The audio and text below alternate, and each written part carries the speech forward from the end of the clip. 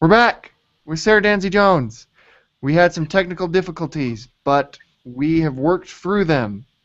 Was it your network or your internet went down or something, Sarah? We'll just say that I'm anxiously awaiting Google Fiber in Salt Lake City. That's all. That's awesome. So we ended off, and there was actually a question in the queue. We had to switch pages, and so this will be a new video all into itself. But there was a question in the queue where we left off that was talking about what events and things that are going on for not only women in tech, but startups and in general and entrepreneurship in Salt Lake City and not just in Utah Valley. Well, I think the if you're technical or if you're a programmer, the developer groups are great. They're alive and well and thriving, and Open West is a great hub to get pointed to the right developer group that can support you. I don't think they're all necessarily about being tech founders, but I think it's a great way to find like-minded people that want to grow in their skills, and some of them also feed into some of the startup communities as well. I think Salt Lake has some great things going on. So Startup Weekend is coming in August, and so make sure to sign up for that. They're doing early bird, and that's always a great event.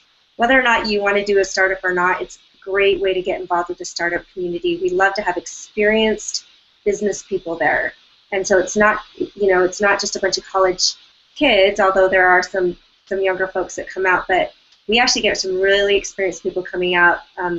We had some CEOs last time come out and actually be part of teams, and I truly think that actually even makes for better teams. So there's that. Impact Hub also is launching, and I know there's some great things going on there.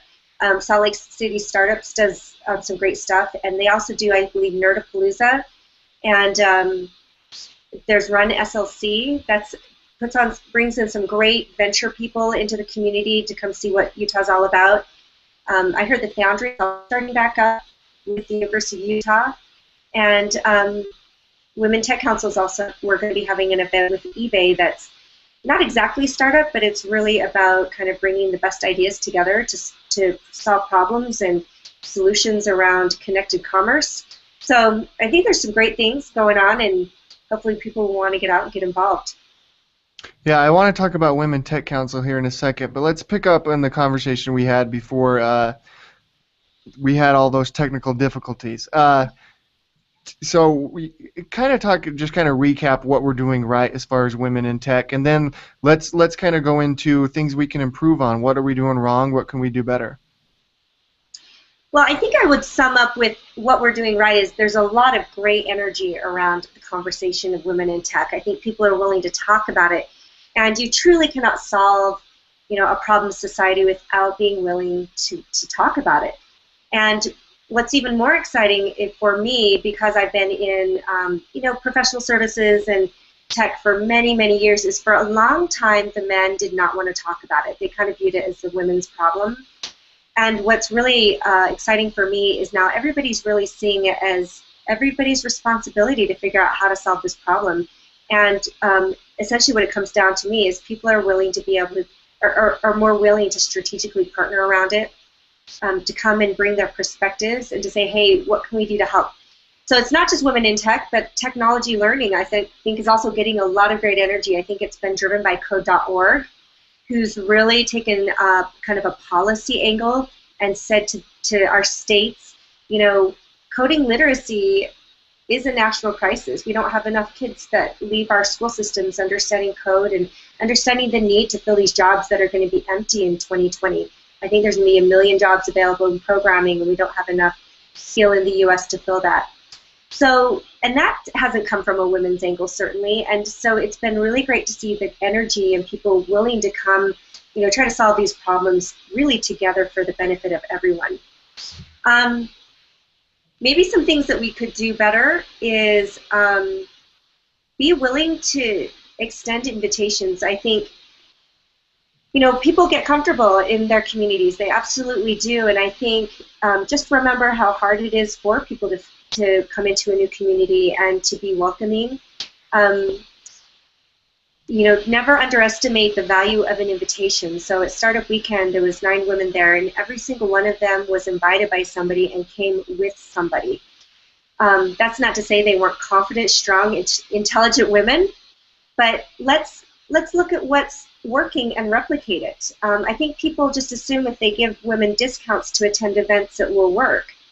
And I just haven't seen yet in my 8 years of Women Tech Council where just throwing a discount at women engages and encourages them to come out. It doesn't really show them the value of why you want to be in the startup community or in the tech community. So I think we need to do it differently and replicate those things that are going right, such as making that invitation to bring somebody with you, helping them see the value. Once they're there and they see the value, they'll come back.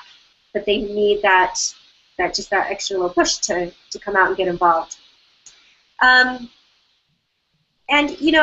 just generally think that, see it more as a win-win rather than, it's a women's problem or it's not our problem. And I think there's still a little bit of that goes on. And, I feel like, in a sense that just somewhat confirms a little bit of the entitlement that some people feel. And there was this great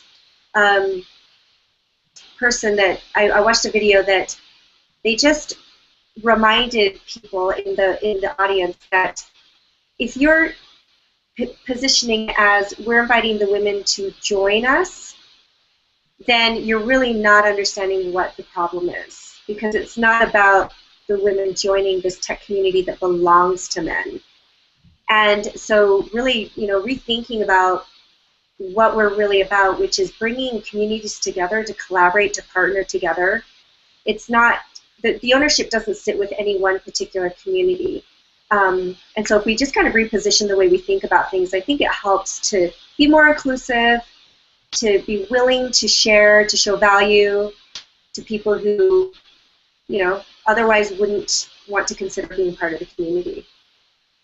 Right. What's working as far as women in tech and in other places, and how can we here in Utah replicate what is working? Well, some of the awesome things I've seen is, there's some tech companies in Utah that have diversity programs. And, for a long time, the diversity programs used to be about women networking with women or ethnic minorities, networking with ethnic minorities. And that just doesn't work. Women networking with women is actually not diversity. Me networking with other Asians, it's great, but it doesn't really drive diversity. And so the programs that are doing it well, I think they're doing a few things. First, it's top-down. So, for example, eBay, the CEO, John Donahoe, messages it from the very top. And so I do think that leaders in Utah's community have an opportunity to start messaging from the top that diversity is important, that we want the best minds, and that doesn't mean that the people in the company aren't smart. That has nothing to do with, them and their intelligence, but it's simply saying that we want more, right? We just want more great ideas, and that we want a thriving ecosystem within our own company. So, top-down messaging, building your diversity programs around true mentorship and sponsorship, and that's actually 2 different things. If you don't know what sponsorship is, Lean In by Sheryl Sandberg has a great description of what sponsorship means, and I don't think we have time on this webinar to really explain the difference between mentors and sponsors. And I'm not talking about sponsors in the same sense that, like, Women Tech Council has a bunch of sponsors, and that's not what I mean when I say sponsors. So men can be great advocates if they will better understand what sponsorship means within their own companies and within their own communities. And then building any program within, within companies or any organization to really be about building opportunity for everyone. So when I think about Women Tech Council, I don't think about women's rights or the policies, we're not focusing on driving women's rights policies. We're focused on opening opportunity. And when you talk about opportunity, that means including the women, it means including the men. It means including the senior people, the junior people coming up the ranks. At a Women Tech Awards, we get about 700 people there every year, full of men, which is awesome. We also invite about 100 students there. And the school districts always ask us, do you want just girl students? I say, absolutely not.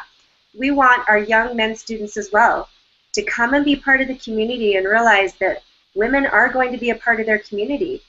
And it's great to see all of these different people coming out and supporting women in technology.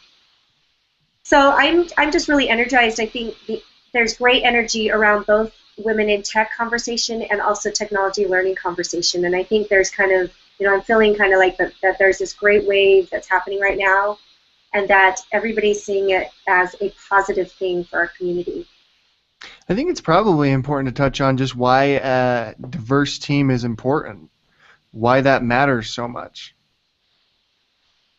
Well, I'm a big fan of having the right people on the bus. And when you think about what you're trying to achieve as a business or in an organization, I think it's kind of arrogant to think that you know everything. And the best leaders are the ones that can step back and say, I don't know what I don't know. And it's unusual for somebody in their life experience to know everything that, to have a great context for all these different situations that happen in life. And everybody comes with their own life experiences. So, gender is one aspect of it. It's an important aspect, but it's not the only one. There's socioeconomic circumstances that feed into somebody's perspective and life experiences. There's geography, cultural differences, ethnic differences, whether you are raised by a single parent, or, whether, so there's all these things that people experience in life that, drive their perceptions and give them a different way of looking at things. And, the best place that I ever understood the difference of diverse perspectives was when I was in law school. I was in moot court. And when you're in moot court, you have to argue both sides of the issue. So in 1 hour, you could be arguing for one side, and then you have to turn around the next hour and argue for the other side, and you have to really believe it. You have to really zealously argue both sides. And when you have gone through that experience of looking at a situation from two different sides and believing that both sides are right, it really teaches you a great lesson. And so, I think diverse perspectives just help whenever you're trying to solve a problem. And most businesses that I know are about solving problems. We're trying to figure out how to do things better. And I just think if you are not considering lots of different perspectives, you perhaps are not driving at the best solution.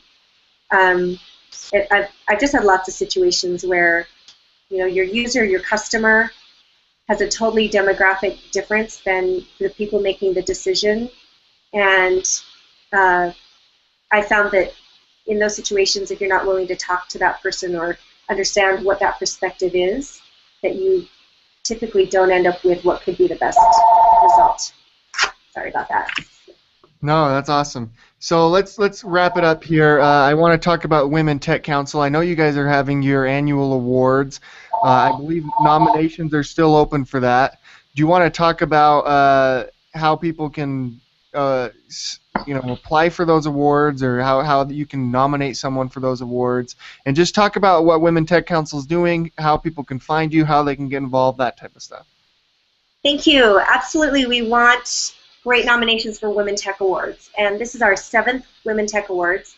It's our marquee event every year. It'll be September 17th at the Grand America, and it's a great opportunity to recognize the great women in your organizations. So every year we have about 70 new nominations of women, and half of them, it's the first time I've ever heard of them. And so we need to have nominations because we need to know who these great people are.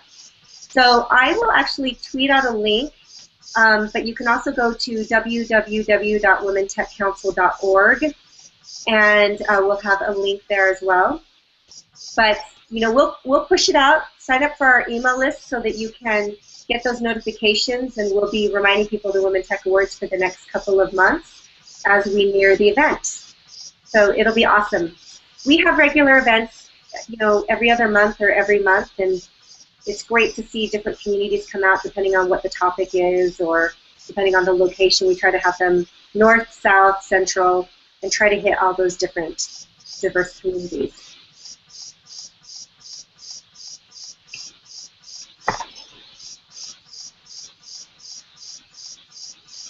Hey, Clint, I can't hear you.